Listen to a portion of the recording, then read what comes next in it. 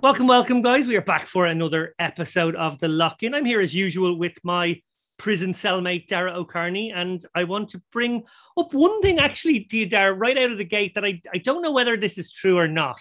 So, as listeners to the Chip Race will know, Barry Carter has taken over the news segment from our dearly departed brethren, Ian Simpson, who finally left us after 5 years of abuse at my hands.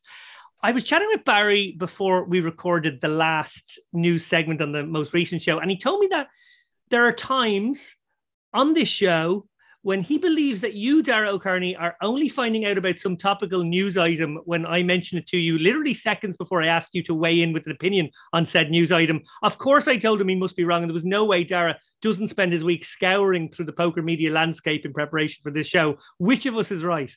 Barry's completely right. First of all, I almost never read poker media. The only time I ever read poker media, and it's also true on Twitter, the only tweets I read are where people tag me. If people tag me, I'll read it, yeah, and I'll click the like button 99 times out of 100 to show that I've read it.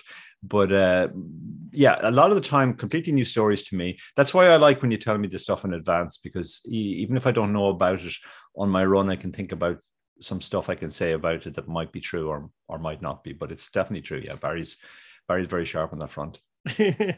Well, without further ado, I want to introduce our special guest this week. She's a poker player, a science writer, a GP Award nominated poker writer, and soon to be the author of a best-selling book called The Truth Detective. She's our great pal and the very glamorous, it must be said. I don't know what kind of show she thought she was going on this week. Alex O'Brien. Alex, welcome. Hi guys, nice to see you again. This is our second lock-in, by the way. I have you corrected there. Oh, that's right. We did get locked into an actual bar recently. Yes. I fondly remember that. Not so much the next morning when I had to wear sunglasses indoors, but yeah, that was fun. I'm glad you remembered. I actually have very vague memories of that entire evening. Dara, what are your recollections? That was the beer pong night, I think, and you drank all the beer. That was horrendous. I mean, I was dragged along to this thing, not even meant to be taking part in the beer pong. Suddenly I found myself not only beer ponging, but being the only member of the team who could even drink beer, and then the next day I had to play my main event. And I do remember Alex wandering around sunglasses and everybody going, who's that supermodel over there who thinks she's at Monte Carlo or something and not in the Bonington. I was meant to be in Monte Carlo, remember? No, because the last time I stayed up until 4 a.m., I cannot tell you when that was. It was fun, chatting away. So it was dancing. I remember there was a lot of dancing. There was dancing, wasn't there? There was dancing. A lot of Tina Turner. There was a lot of Tina Turner. And it gives away your age when you know who the singer is. Well, there's no fooling anybody that we would all know Tina Turner. I don't think any of us could bluff that one. But look, I do want to ask you, Alex, a bit about your recent adventures on the poker circuit, but I'm going to save that for later. First up, I want to ask you about your experiences sort of in general in the poker world. Your superb BBC article from last year thrust you into the limelight, so to speak, in that you spoke about your experience of winning that Dan Bilzerian 40th birthday free roll, the price of which included a heads-up match against the king of buying Instagram followers on Instagram. Dan is almost 42 now, I think, and still no match. What is the latest? Is he still ducking and diving? I don't have visibility on that. I did get a couple of weeks ago a message asking me for the dates I'll be in Vegas from Gigi. Uh-huh. So I told them the dates I would be there for the 4th of July, actually. And then heard nothing again. I mean, at this point, I'm just... Is that just so he could make an excuse not to be there at that time? That's probably what happened, is it? I don't know. That could be an interesting strategy, right? So what are your dates again? Yeah, I'm not going to be there. Could be. I have no idea. I would like a little bit of a heads up, hey? If we are going to do this, I think it'd be only fair. But as far as I'm considered, this is not happening. And in fact, it's a bit boring now, right? It's a bit old news to not having done it. There were so many opportunities. I've offered so many times I'd fly out. but nothing has come of it. And I don't chase guys. Come on. I've said I want to do it. So, but yeah, nothing really. But I don't think anybody wants to see that anyway. So it's okay. No way, we definitely want to see it. That BBC article, though, was called How a 10K Poker Win Changed How I Think. Mm-hmm. How did it change the way you think? And how did it also influence, I suppose, your upcoming book, Truth Detective, which is at least similar in the terrain? Yes. So first of all, poker has kind of trained my thinking, I guess. It recalibrated it in many ways. I mean, the way I talk about my availability, it's more precise.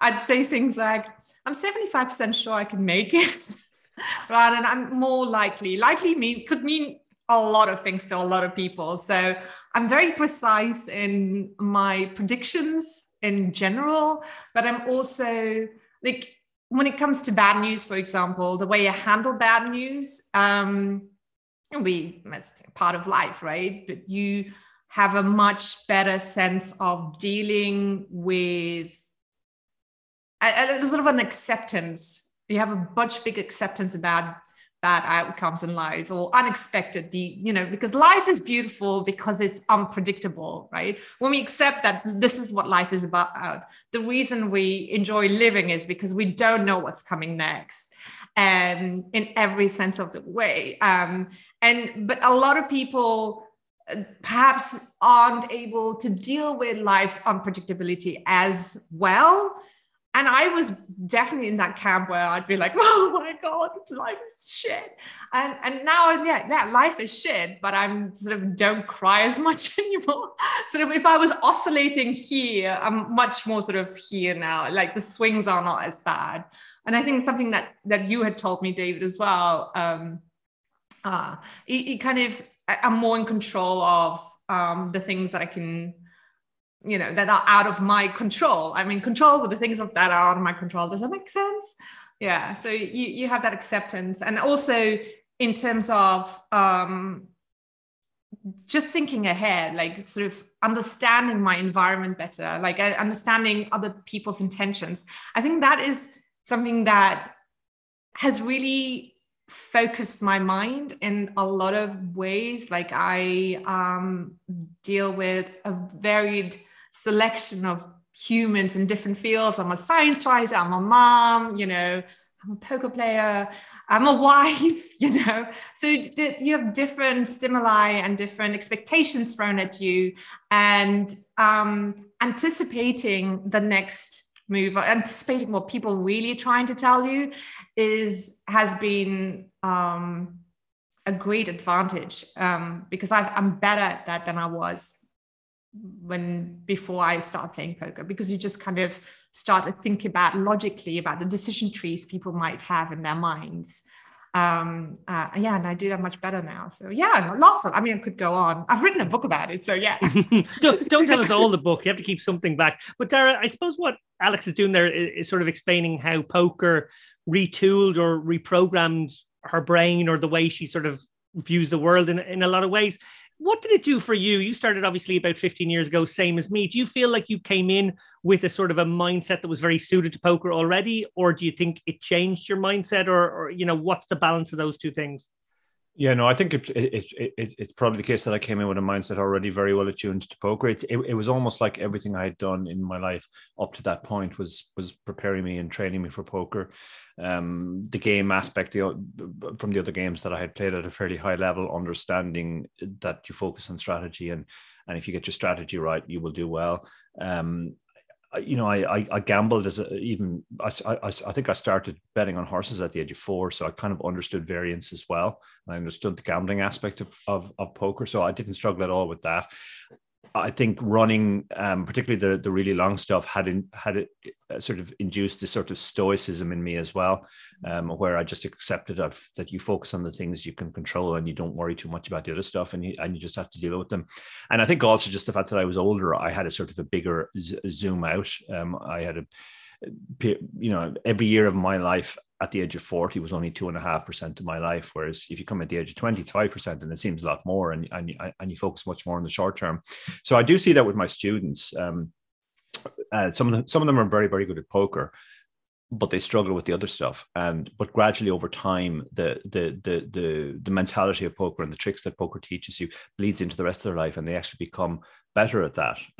There's one very extreme example. I'm not going to say who this person's name is, although I suspect people might be able to guess, but maybe the best poker player I've ever interacted with. Oh, stop it, Dara. Don't be bringing me up this story. But possibly the worst at dealing with life. And there's a real disconnect there between this person is incredible at dealing with all the stuff that poker can throw at you, the bad beats, the variance, etc., but will go off the rails over something fairly minor in their personal life. But again, gradually over time with this person, I do see an improvement, which I absolutely ascribe to poker. Poker does rewire your brain, and you start to see the lessons of poker. Don't worry too much about variance, zoom out, look at the big picture, realize that you're always going to have downswings, etc. That does translate over to life. Sure it does. Well, Dara, also you and I obviously both spend a decent amount of time writing. We write articles and blogs. Books are a very different story, though. I've only ever written one thing of book length. It was my philosophy thesis. You've written 3 strategy books, of course. Describe for me the main difference when tackling something long form. Well, obviously you've got more room to explore the topic, and you're less concerned with sort of like immediately drawing the reader in.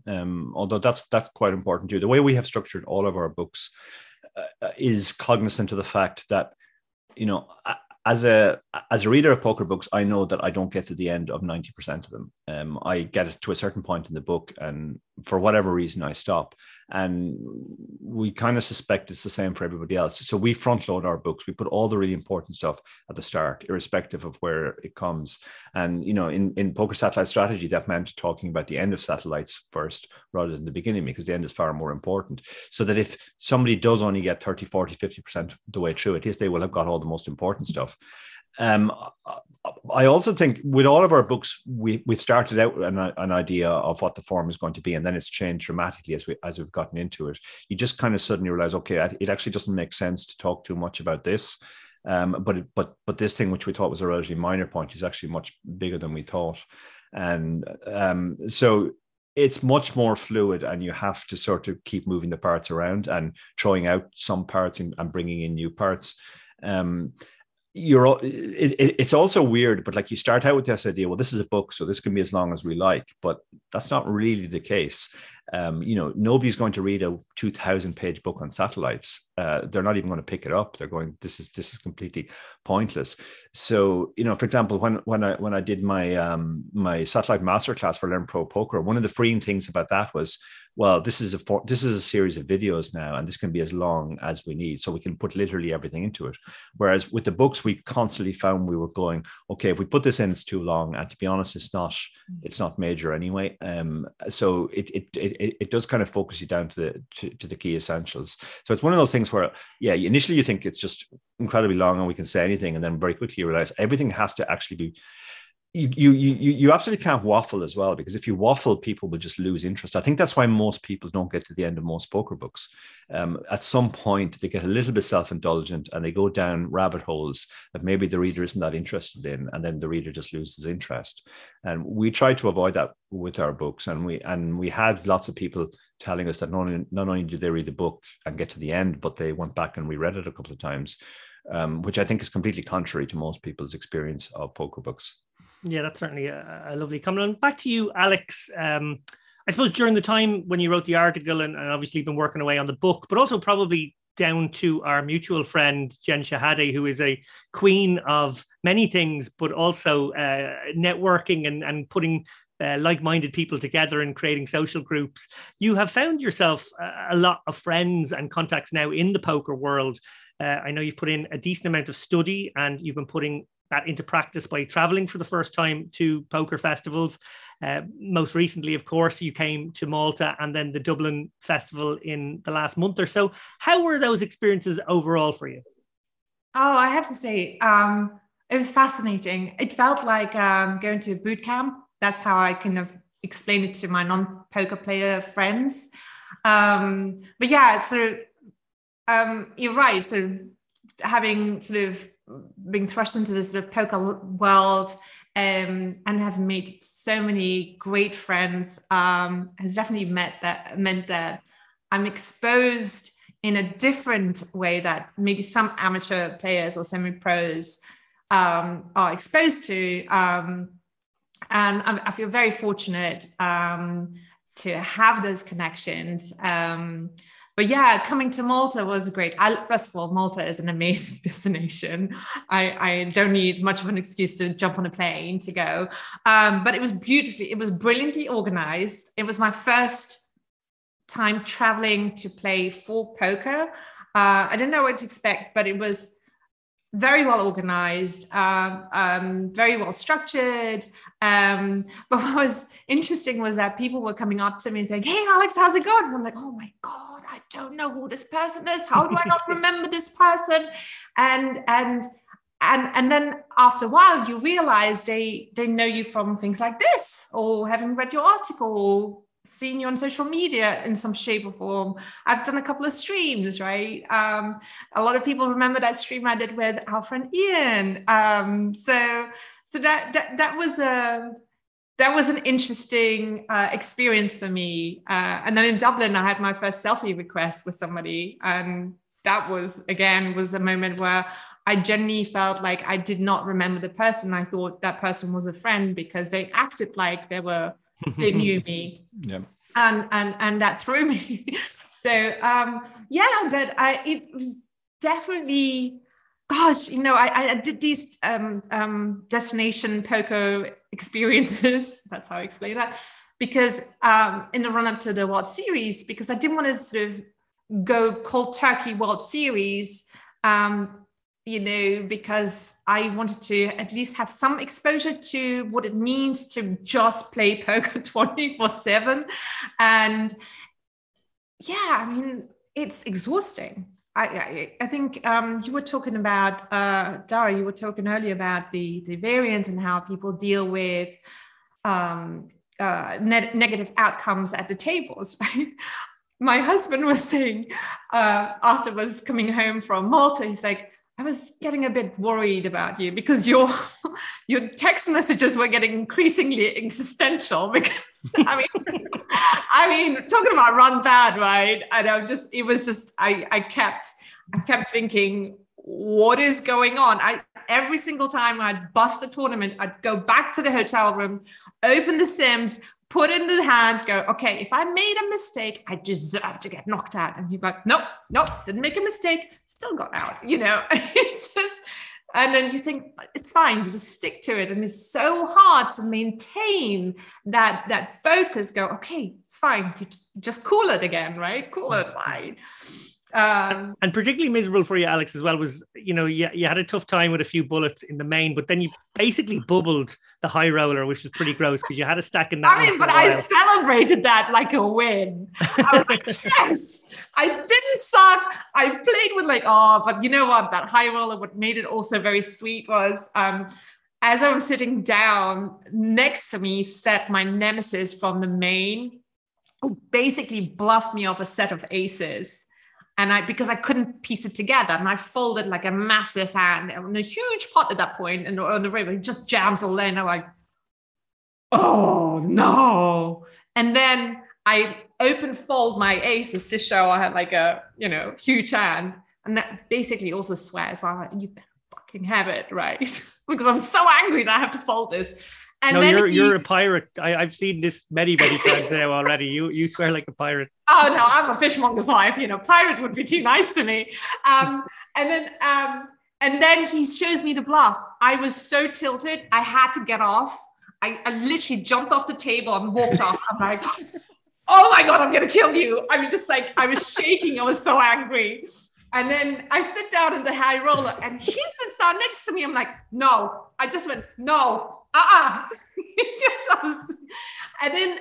But then at that table, they played poker. I mean, after about 15 minutes, we were playing. I was full betting. I just I was bluffing effectively. I'm like, woo, this is nice. I was having fun. The high roller was fun. And bubbling that, I was totally happy with, because I wasn't the first to bust. I was really, really happy. Like I said, I celebrated that like a win, because I was happy with my play and I enjoyed playing it. So it was good. Well, Dara, I think a lot of players can relate to what Alex's experience here is of, putting in the work, looking at the Sims, studying, making the effort, of course, to travel to a festival and then coming home empty-handed. It is a bit miserable sometimes. It's hard to be process focused rather than results focused, even though that's, of course, the right way to think about it. What advice would you give to people like Alex? To be honest, some people are very good at this and they just come into poker naturally with a very stoical mindset, but most of us don't. And it's one of those things that it definitely gets easier as you go along, because you have a big picture. When you come into poker first, your first tournament is 100% of your experience. Your second tournament is 50% of your experience, and so on. So it all seems very big. Like when I started, I think for the first few years, I think my worst cashless streak, let's say, was 6 tournaments. And, that's just, first of all, it's nonsense that was even the case. I clearly ran very well at the start, but it also didn't really expose me to sort of downswings. And then when they started to come, even though I said earlier I was sort of well mentally prepared for poker when it came in, it's still difficult. And you have to do exactly what Alex says she does, like go back to the hotel room, look at the sim, and just shrug it off if you haven't made a mistake. And I think the other thing to focus on and to realize is that poker players often see variance as the enemy. And they think, well, if we could somehow take the variance out of it and we just always get our EV, that would be a good thing. But that would be a horrendous thing. First of all, it'd be incredibly boring. You go along to every single tournament, and let's say you're a 20% winning player, and then you play for 10 hours, and then at the end, they give you 120% of your buy-in back, and they go, okay, well done. We've done another day's work. That would take a lot of the interest and fun out of poker. The second thing is the variance is absolutely essential to get the bad players in, to get the losing players in. People don't play chess against grandmasters for money because they know they're going to lose every single time. There's no variance in that game. It's the variance of poker which makes the whole thing possible. So you can't, even though it feels bad when you're dealing with negative variance, you have to just kind of see that variance is actually your biggest friend in poker. Without variance, weaker players wouldn't try to compete against better players, and it wouldn't be possible to actually win at poker. Very well said. Well, Alex, I mentioned there the friends and contacts that you've made. Some of those have been in women's advocacy groups, and I know you're already getting involved in some stuff in that realm. What are the main problems as you see them for women in poker, and what are the main barriers to achieving goals that might be set? Oh boy, how long do we have? I'd like a 2-minute version of that. Okay. I think one of the main things I would think is that we can't solve these issues by airing our grievances on social media. It's just not going to happen. We know what the issues are. But what seems to happen, and like a sort of, I still see myself as an outsider, but from an sort of a more, somebody that's sort of half foot in, 1 foot in the world, is that it's always the same issues and always the same counter arguments. And we don't seem to meet each other, right? The camp that says we need more women, we need to support women, to versus, well, women don't really want to play poker, or are risk averse, or aren't that great a player, all of that stuff. The misperceptions, the way to tackle the misperceptions, in my view, is to bring the facts, be factful about these issues. So I want to approach it from a science and scientific mindset, where say, okay, so you think women are risk averse?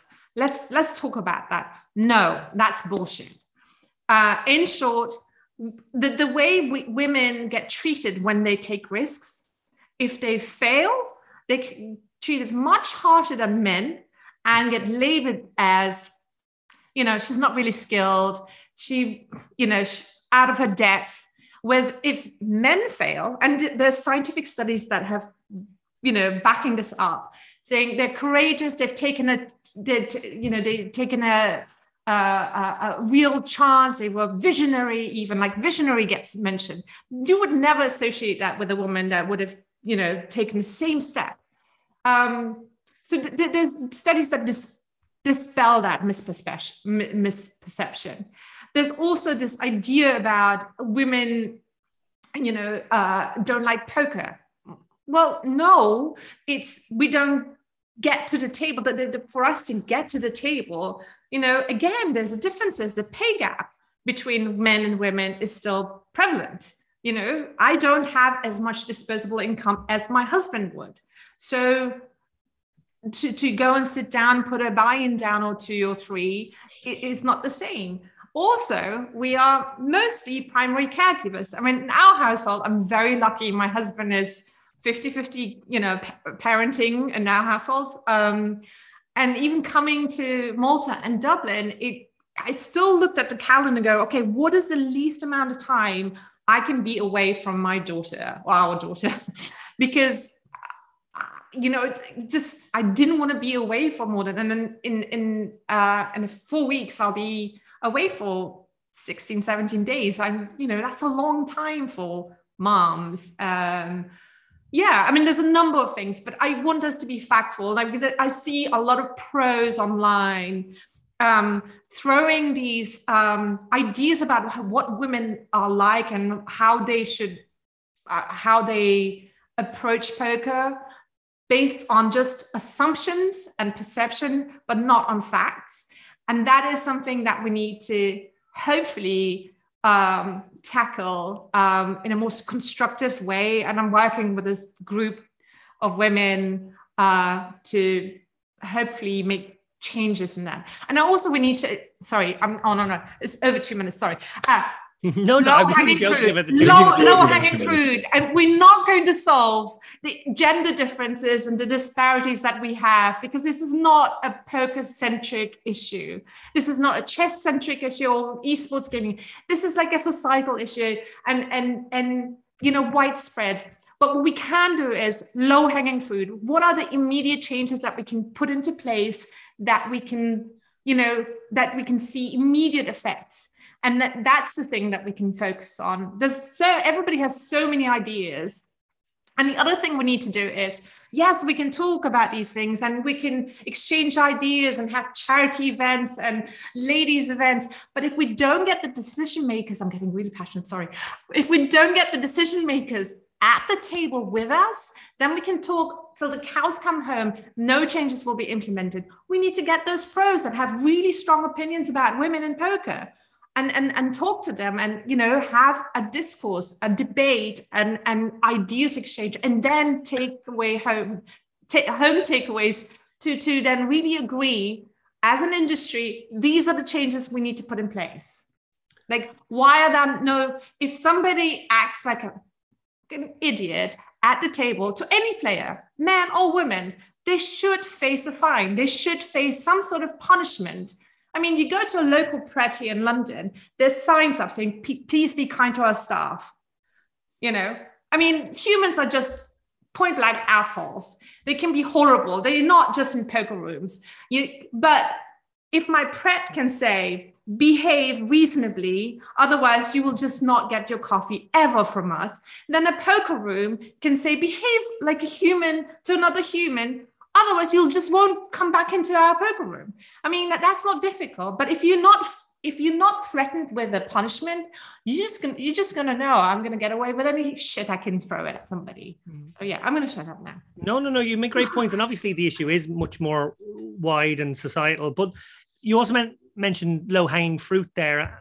And I suppose there were a couple of moments in the last few weeks where there was clear examples of low-hanging fruit that could have been done better. The first that comes to mind is that the ladies WSOP FT is not being televised.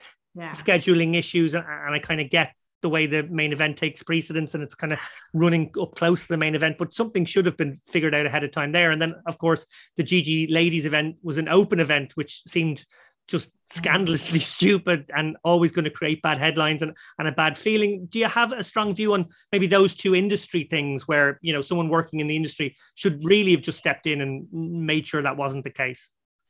I have to like be fair as well. I mean, I get that, you know, the WSOP, as I always describe it, as the Wimbledon of poker, but it's also a business, right? It's not a charity, it's also a business. And I get that streaming perhaps a ladies event might not be commercially viable for them. Like, let's just put it out there. I'm not saying that's right or wrong. I'm just saying that all the decisions that I've made are pretty much made on a commercial basis. So there's that. And there's the chicken and egg thing, right? You want more representation. You want other women to see that there's a woman, you know, generating more audiences in that way as well. But yeah, that one could have, especially so soon after, I think, was it the leak from the Supreme Court where we heard that Roe versus Wade might be struck down. So for an American brand, I would have liked to see a bigger messaging there. So, you know, being a proud American brand that supports women, that could have been done better. But this is just one ladies' event, right? The root causes run a lot deeper than streaming one ladies' event, I would say. If we were to force such a big brand, would ask a brand with such a big cloud and brand recognition to do something effective and meaningful for this audience, for this group of players, I think we could ask them to do different things. But just, I don't have the solution. I'm not saying I have the solution. I'm just saying this, but we can try. With the low-hanging fruit is try to dispel some of these very strong-held misperceptions about what women are like and what their behaviors are triggered by and how they think. The differences are very small, but yet the sort of ideas, the stereotypes prevail. That's really well said. You mentioned there, obviously, the WSOP. I suppose I can segue neatly across to the fact that the WSOP has started, and it's very exciting, and it's back in its original slot in the summer, and we're all very excited to be heading out there. I think actually all three of our trips will overlap nicely. We are tracking closely here on the show because these are the only people we care about, obviously, in the industry, is former guests. And if they win bracelets, David Peters won the high roller about a week ago. And we were delighted, of course, just a few days ago that Dan Smith won the 25K heads up. He's a great friend of the show's as well. In many ways, this story was overshadowed by the Vogelzang tanking story, but we're going to hold off discussion on that till the next show. So we can give our full attention right now to just how awesome it is that Dan Smith has got that particular monkey off his back, passing the baton, I suppose you could say, of best player without a bracelet to, I guess, like Haxton or Steve O'Dwyer or one of those kind of guys. Jamie Kerstetter commented after that she'd rather be the worst with the bracelet than the best one out without one. And I think a lot of people can relate to that. But it was very obvious Dan was very emotional after the win. It was clear that it meant a lot to him. He referred to watching WSOP with his dad and it sort of being a big deal. We've gotten to know Dan a little bit over the last few years. He's made a few appearances on our different shows. Alex, you got to know him too. Were you happy to see this? Oh, I had tears in my eyes. He's such a really good human. He has a Double Up Drive, his charity that I don't know a lot of people know or not, but he does a lot of charity work and effective altruism and raises millions and millions and millions each year. And he's, he lives life to the full. He parties hard, he plays hard, but he's also focused on not wasting it all by helping others. And to see him succeed, to see him holding a bracelet, it was a sweet moment. It was really special. I'm very excited to see him in Vegas and, making sure that I buy him a celebratory drink. So yeah, no, super excited for him. He deserves it. He's a great player. I mean, he's a genius. So yeah. Yeah, he is certainly one of the best. Dara, your thoughts when you saw it? I know you were delighted as well. Yeah, I was thrilled. Dan is genuinely one of the guests that felt the strongest connection with when we interviewed him, and the fact it meant so much to him too. That's sort of good. I think sometimes pros send a very jaded, withered message out to recreations that we don't care about trophies and we don't care about bracelets and all this stuff, and it really doesn't play well with the gallery. It's nice to see a genuine enthusiast like Dan come in, and we can talk about all the negatives of the WSOP and they're obviously fair game, but they do an awful lot that's really good as well. They do better than anybody else. They draw the recreationals into their festival, and they get everybody to buy into this idea that winning a bracelet is a monumental thing. And obviously they're going back to the whether the ladies should be streamed or not, et cetera, et cetera. I mean, what I would say on that stuff is, well, that's capitalism, baby. They are not a charity. It is absolutely not their job to grow poker in any way. They do a very good job putting recreations in, but they basically sell the streaming rights to PokerGo. And if you can say that it's not the WSOP's job to grow poker, it's definitely not PokerGo's job. They are a pure for-profit organization. They're going to look at the figures very, very carefully and say, look, every time we show a ladies event, we get half the viewership of an open event. So we don't care whether there are more women in the game or not. It is literally just we're going on what's going to make the most money for us. And that's just the capitalist structure you work within. It's for the people who have who don't have that narrow focus of we have to make as much profit as possible. They're the people who need to be promoting not just more women in the game, but more diversity across the board. We always take the view that we want to overrepresent women in terms of our guests on the chip race and on the lock-in. We also are aware that on average, the shows which have a female lead guest get less viewers than or less listeners than the other ones. But we're prepared to take that on the chin, because at the end of the day, it doesn't matter to us too much whether 6,000 or 7,000 people download the chip race. And we're lucky enough to have sponsors who are understanding on that front as well. Unibet have a sort of a Scandinavian culture where it's not all just about cutthroat, about maximum viewerships and maximizing profits.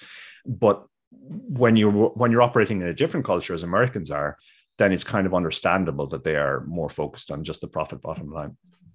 It's great to see that this show is not losing touch with its socialist, anti-capitalist roots. It's almost becoming a Marxist podcast, depending on the guests we get on sometimes.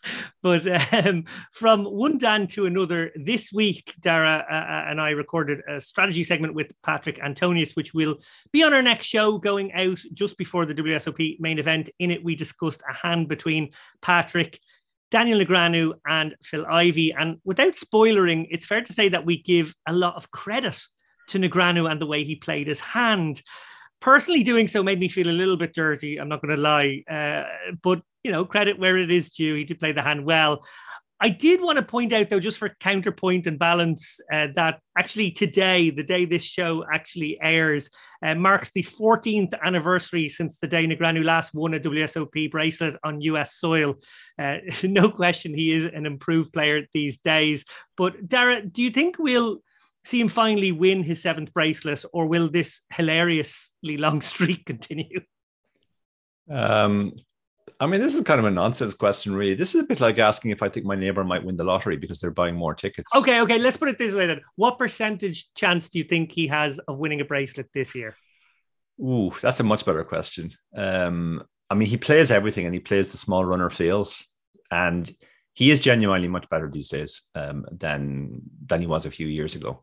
He came out of the Poke Challenge a much better player with a genuinely good understanding of modern poker theory. You said it makes you feel dirty. It doesn't make me feel dirty to give him credit as a player, because he's always been a great player. I've never ever questioned how good he is on that front. My concerns about him were on other areas, and again, it's partial. Like, it's not, I think everything he does is terrible, but purely on the poker front, okay, I'm going to say it's about.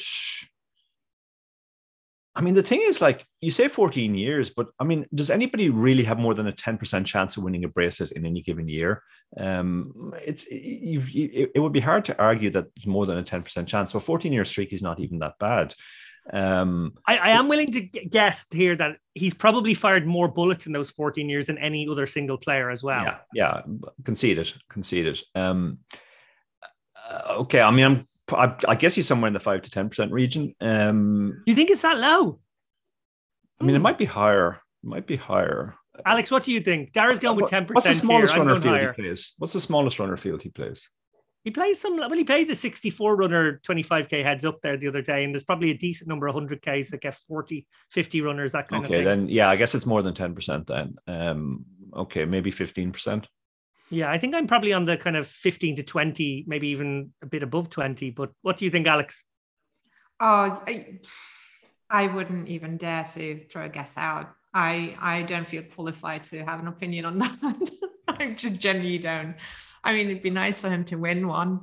No, don't say that. No, it's the wrong thing to say. Be hilarious and nice for this. I think Alex just consigned this one to the outtakes. This episode will never be released now. Yeah, you had a good run there, Alex. All that nice stuff you said about women in poker is just going to be gone. Had a good run. I mean, look, he's. I mean, to be fair, and you notice, David, when I first started playing 8-9 years ago, and I got so passionate about poker, and I went online to like learn it, study it, because there weren't these poker sites and like all these different poker groups back then. That's I think only in recent years. So YouTube was the only place I could go and learn a bit more about, build up on my basics.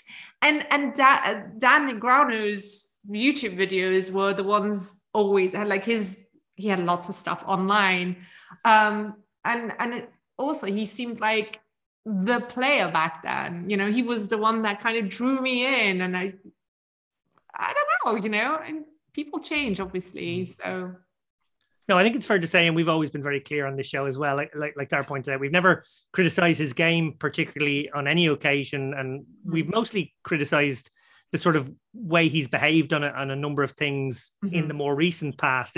You go back 10 years, like you said, I think Dara and I would have both said he was doing more for the game than most, and actually a great ambassador. But probably more than anyone, I would say. Yeah, but unfortunately, I think things have changed.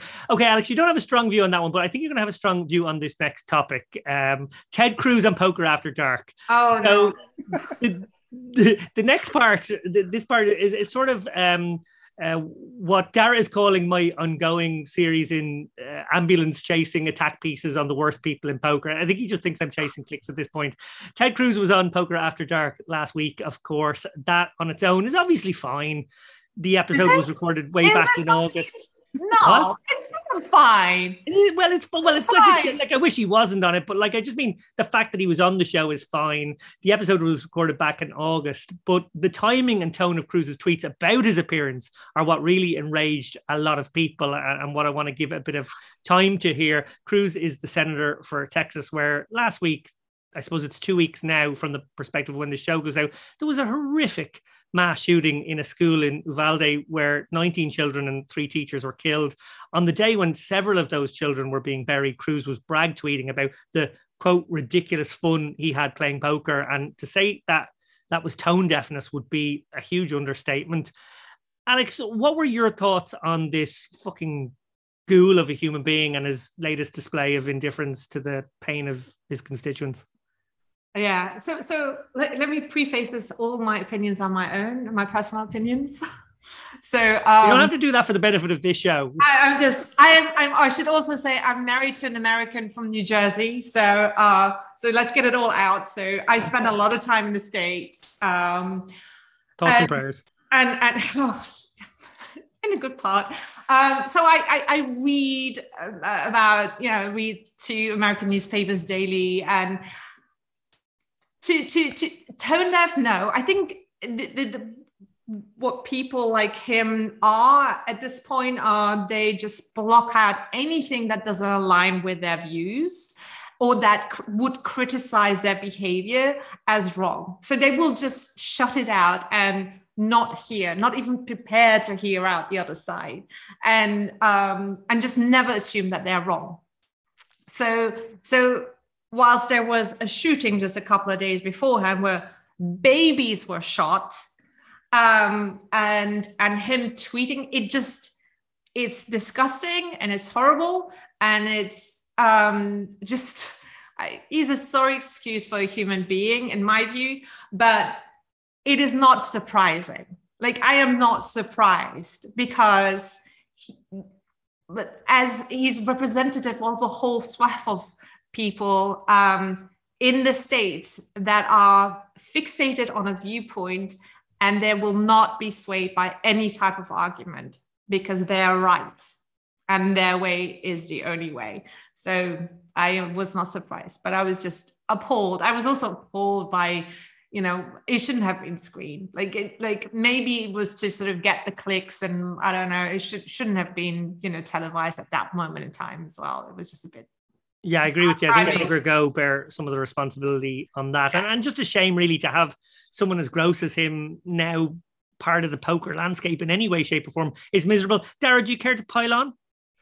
Again, I kind of gone back to my previous comment about that's capitalism, baby. They know that this is going to get a lot of viewers, maybe for the wrong reasons. And that, unfortunately, is just the way in general we're seeing media and even entertainment, as it all conglomerates together, you put on people that will outrage a lot of people. And that way you draw in both sides. You draw in the people who think Ted Cruz is a wonderful representative of the right wing in America, and they want to see how he does. And you draw into people who want to be outraged by how horrible it is that somebody like Ted Cruz, and they want to see who's laughing at his jokes and who's interacting with them, and so on. It's obviously the timing is as you said, that's the really crucial thing, and just the tone was completely tone deaf, putting out these tweets celebrating the fact that he was on a poker show at a time when the kids were literally being buried in Texas. That's fairly reprehensible, but it's very much par for the course for Cruz, and it's on brand. So I don't think we can be too surprised. I mean, I'm looking forward to your future, your piece on how Hitler might have been a vegetarian, but he was still a deeply horrible person. Did he play poker? You really are going after the easy targets here, David. But it was a genuine question back to you guys. Is your assumption that he was invited because maybe because he's a legislator and he can change laws in the States about gambling and poker? Because I really couldn't find a logical, reasonable excuse for why he was invited. There's like hundreds of other people that they could have invited. I think that would have been viewing, that would have shot the viewing rates up. I think it is just the viewers, baby. And poker in Texas is under the spotlight a lot at the moment. And I heard I can't remember which podcast I was listening to, but I heard a very good point made about poker in Texas, which is that it's not really very well regulated. And because of that, we're seeing all these scandals at the moment where, they're not allowed to charge rates. So therefore they have to try and make money in other ways. And that creates all sorts of weird incentives and problems. It seems to be a bit of still of the Wild West for poker. And I think we are going to see more scandals as a result. I mean, it would be very nice to think that had in any way had an impact on Poker Go's decision, that they could get Ted Cruz in and get him, thinking about poker and maybe being useful on that front. But I call me a hardened old cynic, but I don't think that played even the slightest part. I don't know. I have a theory on it, which is I think actually Doyle Brunson might have been the key to this, which is that what I've noticed in the last year or so is that it does appear that Doyle is sort of doing a 1-year tour swan song of sorts where he's being filmed.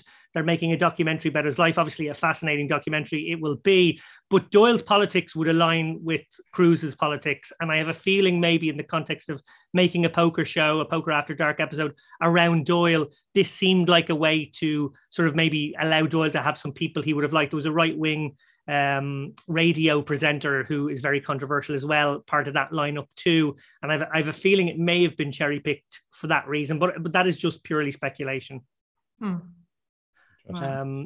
Moving on.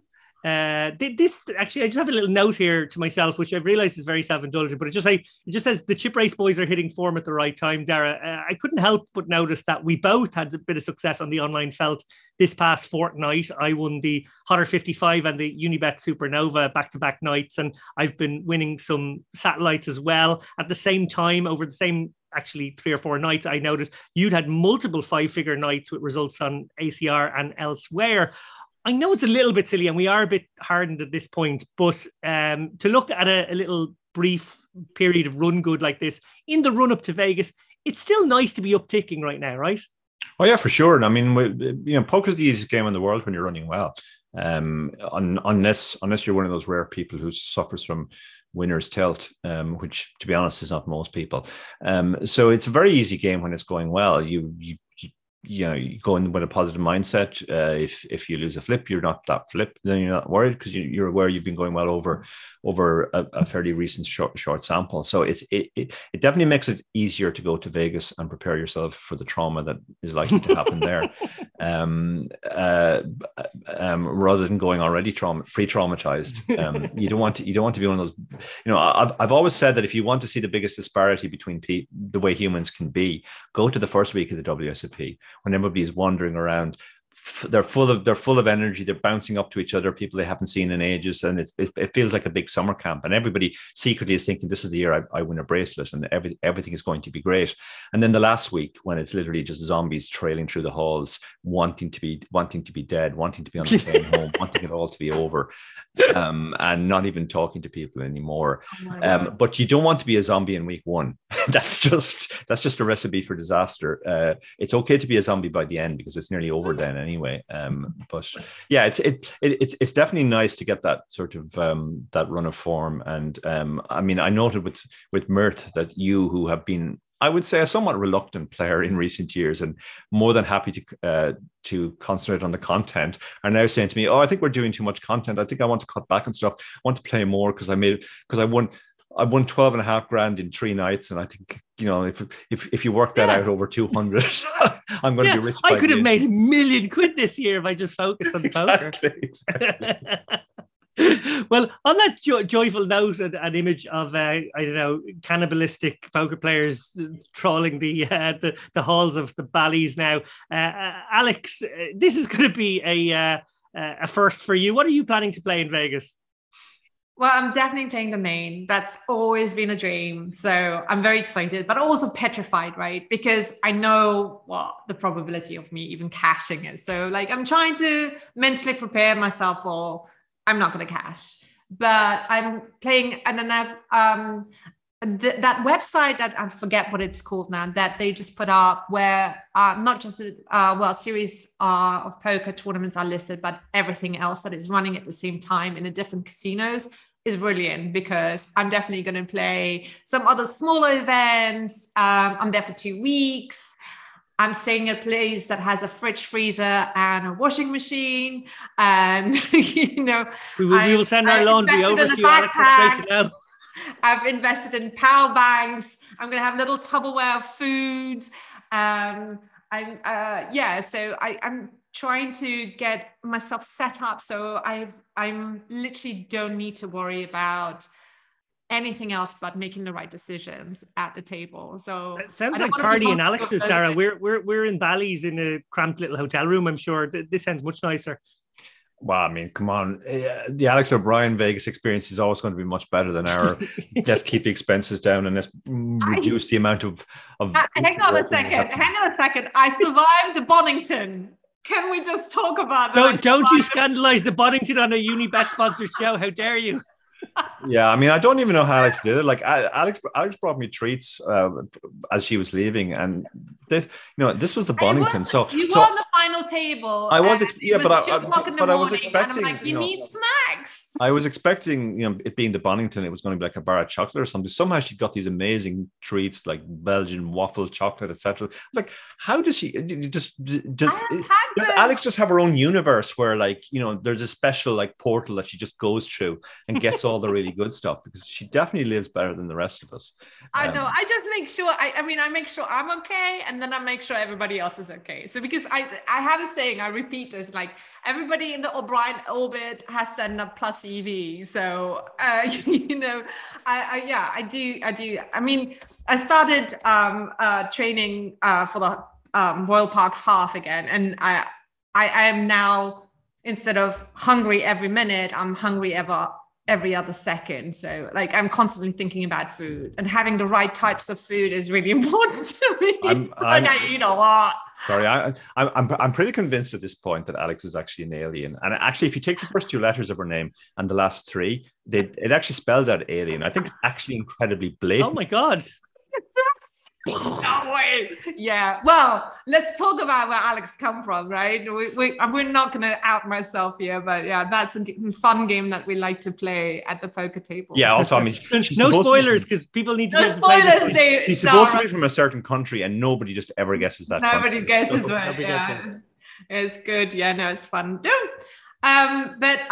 Yeah, food is important. I am looking forward to seeing you guys there. I'm also looking forward to seeing lots of my friends who are out there already. I think I'm so glad you finished that sentence that way, because it sounded like I'm looking forward to seeing you guys and I'm looking forward to seeing my friends. That was just weirdly worded. My other friends. You guys are family. Come on. You left a long pause. You guys are family. You left a long pause. No. No. Look, I've just got a glimpse of myself and how red I've become. It's this time of year where it's about 40 degrees in Malta, and I can't put my fan on or else it'll interfere with the audio quality. So I'm going to have to wrap this one up before I literally faint. Quick plug for an exciting Unibet Poker sponsored festival on the horizon, guys. The festival in Tallinn is coming up. It's taking place in the Olympic Park Casino between June 27th and July 3rd. If you're not going to Vegas, this is the place to be. We cannot recommend this one enough. From now until June 22nd, I think it is, players can win an 1150 package for this festival every Wednesday night on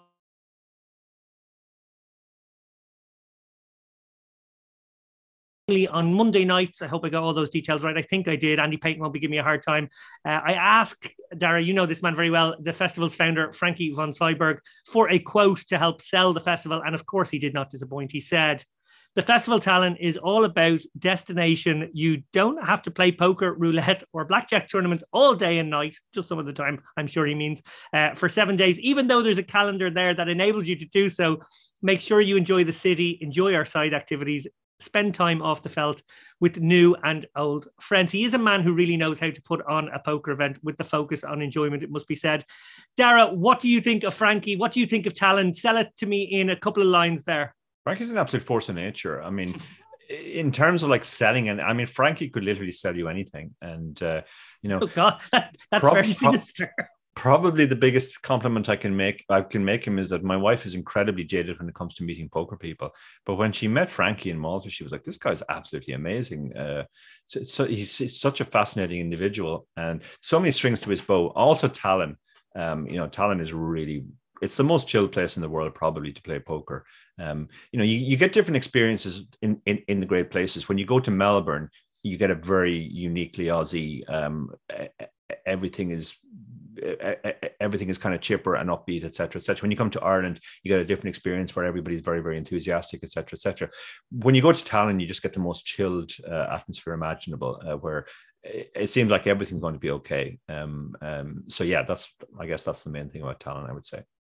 Yeah, my abiding memory of Frankie is from one of my first tournaments after my son Hunter was born. I think Hunter was only maybe a few months old, and Sharon was doing the excursion. I was still in the tournament. I think she went to it's actually really cool. And this sort of shows the kind of stuff he puts on. It was an art exhibit in a vineyard. So all the art was like in the vineyard, and you were kind of served wine and walked around, pranced around, looking at the paintings. It sounded really cool, to be honest. But on the bus back, I think, you know, in fairness, Frankie had imbibed more than his fair share. He drank half of the vineyard, probably.